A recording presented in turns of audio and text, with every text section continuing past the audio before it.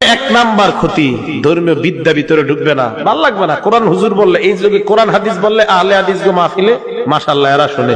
আমরা মাযহাব যারা মানি এই আমগো এক দুর্ভোগ, কপাল খারাপ। আমাদের মাহফিল গুলাতে এত মিথ্যা গল্প কাহিনী হয় আর ওইটাতে মানুষ খুব বেশি হয়। এদিক দিয়ে আমরা ব্যর্থ। এই ব্যর্থতা, এটা আমাদের ব্যর্থতা, কিছু করার নাই। আমরা হয়ে গেছি এরকম।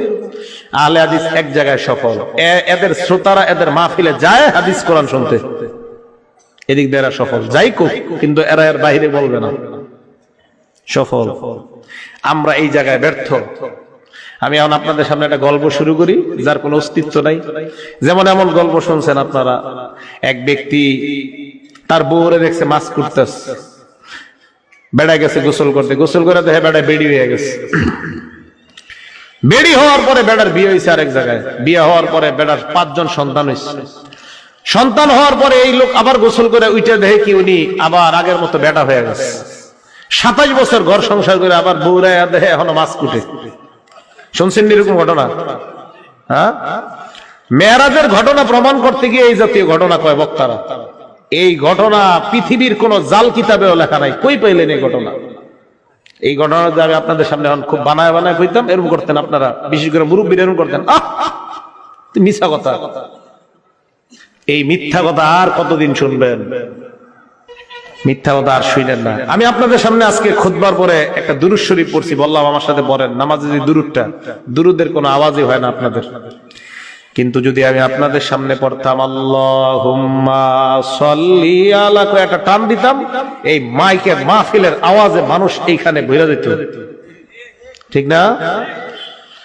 আল্লাহুম্মা সাল্লি আলা বইলা টান দিলে মানুষ জায়গা দেওয়া যাইতো না, যেটা বাপ দাদার থেকে শিখছেন।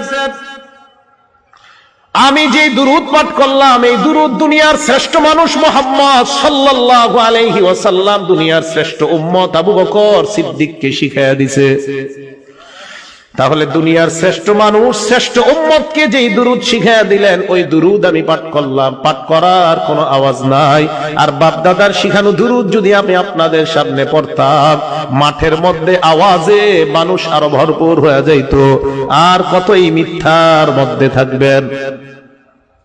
এবার আপনাদেরকে একটা প্রশ্ন করি, প্রসঙ্গ করে আইসা গেছে, সামনে যারা আছেন বলেন তো, এই যে নামাজে যে দুরূদ পড়ি, এটারে কি দুরূদ কয়? সবাই কয়।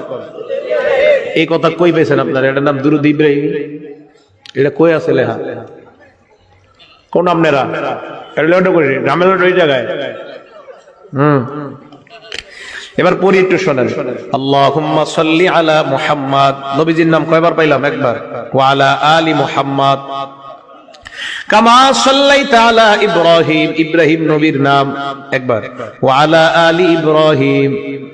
তাহলে দুরুদের নাম দুরুদে মুহাম্মদি না হয়ে কেন দুরুদে ইব্রাহিম হয়ে যায়? নবীর নাম 2 বার, ইব্রাহিম নবীর নাম 2 বার, দুরুদের নাম দুরুদে মুহাম্মদি কেন না হয়, দুরুদে ইব্রাহিমই কেন হয়ে যায়? এইগুলা মানুষের বানানো নাম। কোরআন হাদিসের কোথাও এই দুরুদের নাম লেখা নাই। আজকে থেকে মনে রাখবেন, এই দুরুদ সেই দুরুদ যেই দুরুদ আমরা নামাজের মধ্যে পড়ি, বাস এটার নাম এই দুরুদ।